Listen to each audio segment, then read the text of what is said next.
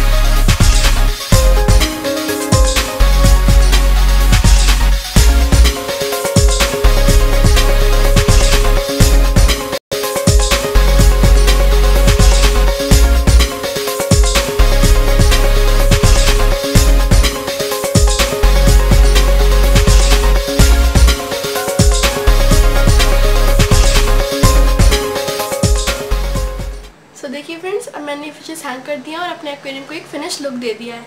अब मेरा aquarium complete हो गया है और अगर आपको ये वीडियो पसंद आई हो तो आप इसे शेयर करिएगा, सब्सक्राइब करिएगा, लाइक करिएगा और इस पर कमेंट करना मत भूलिएगा।